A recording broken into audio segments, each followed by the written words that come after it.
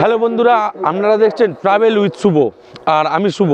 গঙ্গাসাগরে আজ আমাদের তৃতীয় দিন। আর এই গঙ্গাসাগর মেলার সময় যে মহা গঙ্গা আরতি হয়, সেই মহা গঙ্গা আরতির কিছু ছবি আমি ফুটিয়ে তুলব আপনাদের 6 ইঞ্চি স্ক্রিনে। মূলত হরিদ্বার কিংবা বেনারসের যে স্টাইলে গঙ্গা আরতি করা হয়, গঙ্গাসাগর মেলার প্রাককালে যে সকল পুণ্যার্থীরা ভিন রাজ্য থেকে আসে, তাদেরকে মনোরঞ্জন দেওয়ার জন্য বা তাদেরকে সেই হরিদ্বার ও বেনারসের সেই মহা গঙ্গা আরতির স্বাদ উপভোগ করার জন্য জেলা প্রশাসনের পক্ষ থেকে মহা গঙ্গা আরতির আয়োজন করা হয়। মূলত এই গঙ্গা আরতিকে কেন্দ্র করে যেমন মানুষের ঢল থাকে, সেই রকমই এই গঙ্গা আরতি দেখতে যে সকল পুণ্যার্থীরা ভিন রাজ্য থেকে ছুটে আসে, তারাও এই গঙ্গা আরতি দেখার সময় ভিড় জমায়। আর এই গঙ্গা আরতির কিছু ছবি আমি দেখানোর চেষ্টা করব আপনাদেরকে।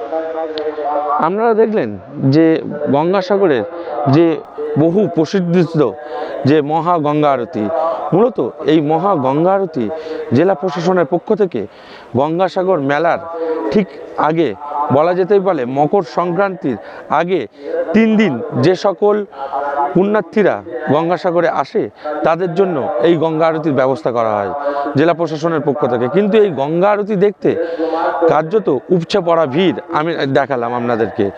এবং এই গঙ্গা আরতির পর যে মকর সংক্রান্তির যে পুণ্য লগ্নে যে পুণ্যার্থীরা এই যে গঙ্গাসাগর মেলা বা বলা যেতে পারে বা গঙ্গাসাগরের যে সমুদ্র সৈকতে কেমন উপচে পড়া ভিড়, মানে মানুষের জনস্রোত বলা যেতে পারে যে আছড়ে পড়ে, সেটা দেখাবো আগামী পর্বে।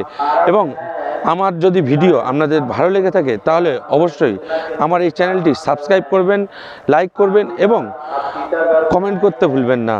দেখা হচ্ছে মকর সংক্রান্তির পুণ্য লগ্নে।